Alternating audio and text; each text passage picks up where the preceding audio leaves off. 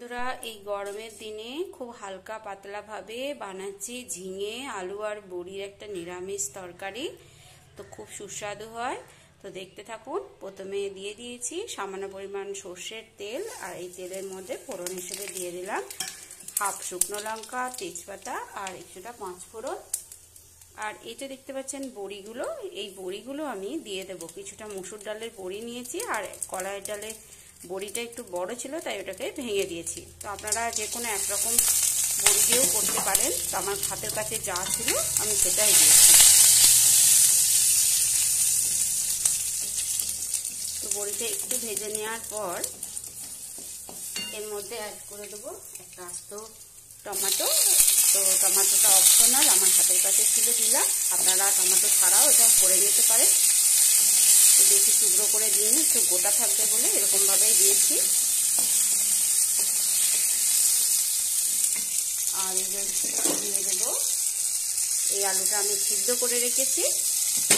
তো এই যে এরকম সিদ্ধ করে নিয়েছি, সিদ্ধ করা আলু এর সাথে অ্যাড করে দিলাম। আলুটা সিদ্ধ করে নিলে সব থেকে বেশি ভালো হবে।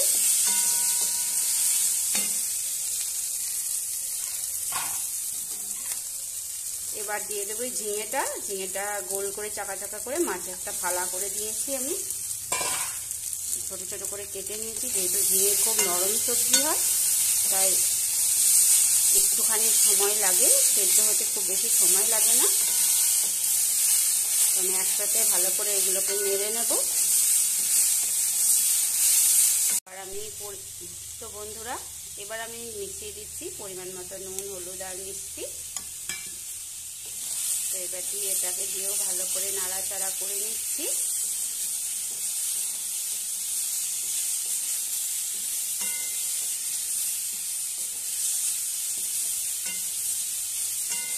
তো এই তরকারিটা নিরামিষের দিনে বানিয়ে খেতে পারেন, খুবই সুস্বাদু হয় খেতে। আর একদম হালকা পাতলা, বেশি তেল মশলা না দিয়ে। এবার এর মধ্যে আমি এখন কিছুই দেবো না, একটু নাড়াচাড়া করে কিছুক্ষণ ঢেকে আমি রেখে দেবো। 5-7 মিনিটের জন্য আমি ঢাকা দিয়ে দিচ্ছি। বন্ধুরা, এই যে এইটুকু মশলা আমি দেব, সামান্য পরিমাণ একটু আদা আর একটু জিরে আর ধনে, এটা আমি শিলপাটায় বেটে নিয়ে আসছি। তো দেখতে থাকো। তো বন্ধুরা, এই যে এটা ঢাকনাটা খুলে দিয়েছি, দিয়ে দিলাম আদা, জিরে আর ধনের বাটনাটা। তো একবারেই জল মিশিয়ে আমি দিয়ে দিয়েছি। এবার একটু ভালো করে নাড়াচাড়া করে নেব।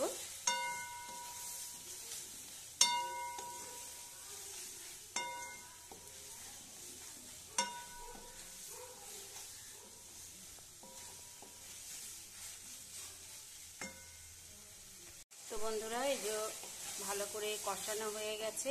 এবার আমি একটু জল দিয়ে দিচ্ছি। সবসময় রান্নায় গরম জল ইউজ করবেন, তাহলে খেতে ভালো হবে। আমি দিয়ে দিচ্ছি সামান্য পরিমাণ জল।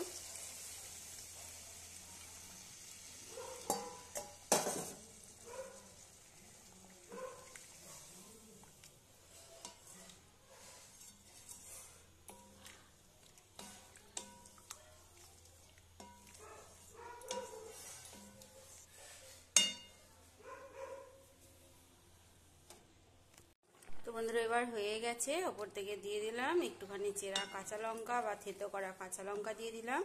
যেহেতু তরকারির পরিমাণটা অল্প তাই খুব সামান্য পরিমাণ হাফ দিয়েছি কাঁচা লঙ্কা। শুকনো লঙ্কা ফোড়নে দিয়েছি। তো বেশি ঝাল হলে নিরামিষ তরকারি একদমই ভালো লাগবে না। তো আমার হয়ে গেছে, আমি অন্য পাত্রে ঢেলে নিয়ে আবার আপনাদের সাথে শেয়ার করছি। তো বন্ধুরা, এই যে হয়ে গেছে আমার ঝিঙের তরকারি। তো কেমন লাগলো অবশ্যই কমেন্ট করে জানাবেন। তবে আজ এই পর্যন্ত, আবার দেখা হচ্ছে পরের ভিডিওতে। সবাই খুব ভালো থাকবেন, সুস্থ থাকবেন। ধন্যবাদ।